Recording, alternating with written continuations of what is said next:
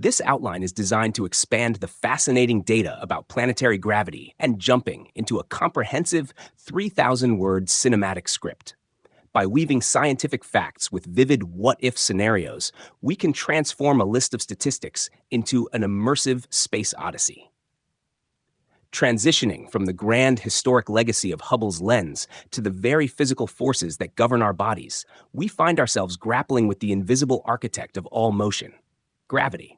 It is the silent tether of our existence, a ghostly hand that keeps our feet locked to the pavement and our lives anchored to a single spinning rock.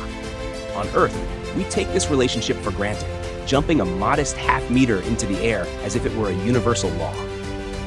But once we step beyond our atmosphere, that contract is rewritten, and the physical struggle of life takes on a haunting new perspective. Mercury, the sun-scorched messenger, is where we first feel this shift. It is a lonely, desolate place where gravity is less than half of what we know. Springing upward here feels like a slow-motion rebellion.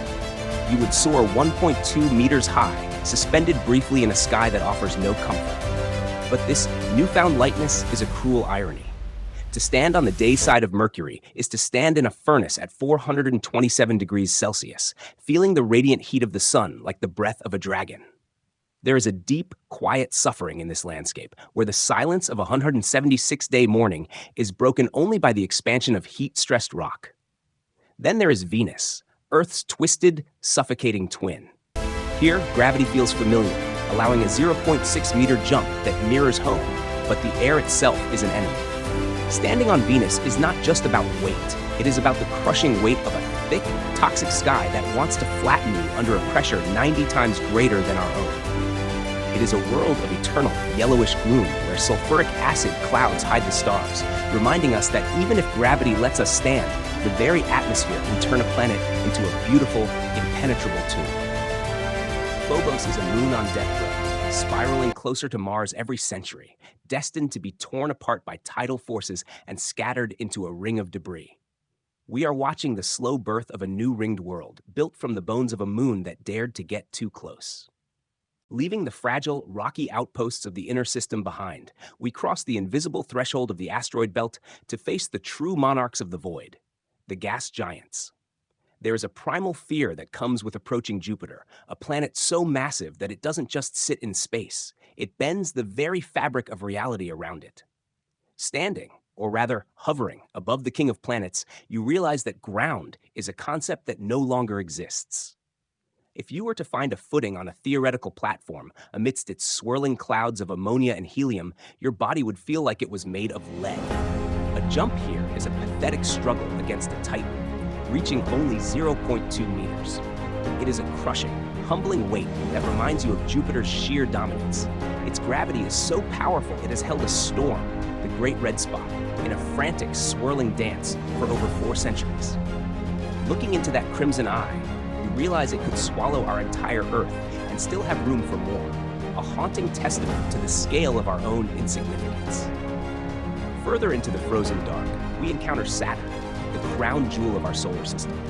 Saturn is a world of impossible beauty and strange physics, a giant that is somehow lighter than water. Because of its low density, its gravity feels surprisingly like a homecoming, allowing you to jump 0.4 meters, a height nearly identical to what you've known your whole life. But the view is anything but familiar. You are surrounded by a shimmering, ethereal halo of ice and dust, the shattered remains of moons and comets that dared to get too close. The planet itself is a frantic dervish, spinning so fast that it bulges at its center, a distorted sphere that has physically reshaped itself through the sheer violence of its own rotation. To stand here is to be part of a grand, spinning clockwork of 62 moons, a celestial dance that has been playing out in the silence for billions of years. As we drift away from the golden rings of the giants, we venture into a realm where the very elements of life are frozen into alien architectures, turning the moons and outer reaches into laboratories of the impossible. Ganymede greets us first, a titan among satellites that dwarfs even Mercury, wrapped in a shell of ancient ice and rock. Jumping here is a liberating escape, a 3-meter soar that feels like true flight. Yet beneath your feet lies a hidden power, a liquid metal core generating a magnetic field, the only one of its kind among moons. It is a world that feels alive in its own frigid way, a silent protector guarding secrets in its deep, salty oceans. Further into the haze, we descend upon Titan, a moon that feels more like a planet than a satellite. The gravity here allows a generous 3.3-meter leap, but the air is thick, a heavy blanket of nitrogen that would make your movements feel as though you were wading through a dream. On Titan, the volcanoes don't bleed fire. They erupt with a freezing slush of ammonia and ice, a haunting inversion of everything we know about geology. It is a landscape of orange skies and methane lakes, a place where the familiar is replaced by a chilling, beautiful chemistry. Finally, we reach the edge of the sun's influence, the ice giants, Uranus and Neptune. Uranus is a lonely, tilted wanderer, spinning on its side as if it were knocked over by a cosmic tragedy long ago. At -227 degrees Celsius, the cold is not just a temperature, it is a physical force that freezes the breath in your lungs instantly. Its twin, Neptune, is a dark, windswept fortress of methane and ice where supersonic storms scream through the atmosphere. A jump here reaches only 0.4 meters, a reminder that despite their ethereal beauty, these outer sentinels possess a crushing, stoic power that guards the gateway to the infinite dark. Having stared into the howling winds of the giants, we finally drift toward the quiet, lonely edges of our sun's domain, where the light is dim and the concept of a planet begins to blur into the infinite. This is the realm of the rebels and the outcasts, starting with Neptune's moon, Triton. It is a defiant world that orbits backward against the grain of its master, sporting a cantaloupe skin of wrinkled ice. Here, gravity is so forgiving that a 5.8-meter leap feels less like a jump and more like an ascension into the silent, frozen dark. Further still lies Pluto, the small, icy heart of our childhood maps. Though stripped of its status, it remains a place of haunting beauty where you could soar 7.6 meters high into a ghost of an atmosphere, one that breathes out as it nears the sun and chokes into ice as it retreats. There is a profound melancholy in standing on Pluto, watching the sun shrink into just another bright star, realizing that this tiny world is smaller than our own moon, yet holds mysteries that span billions of miles.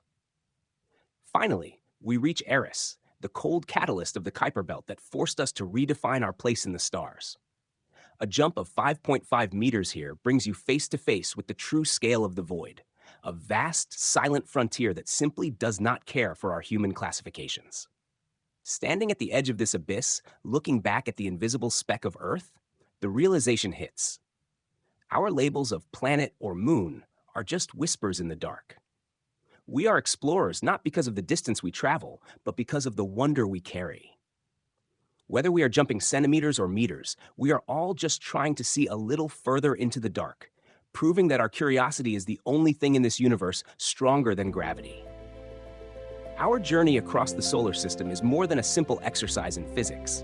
It is a profound reflection on the human condition. We have traveled from the crushing pressure of Venus to the weightless heights of Pluto, discovering that every world offers a different version of reality based on the invisible hand of gravity. These celestial bodies, with their frozen volcanoes and eternal storms, remind us that we are part of a vast, indifferent, yet breathtakingly beautiful clockwork.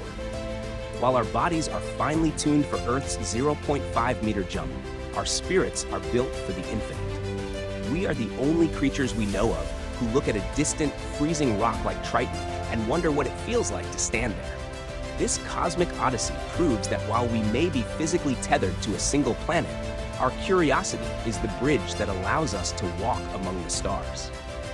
We aren't just observers of the universe. We are the universe's way of experiencing itself, one leap at a time. The most profound lesson we can take from these distant worlds is that limitations are relative. Gravity is a constant force, but its effect changes entirely depending on the environment.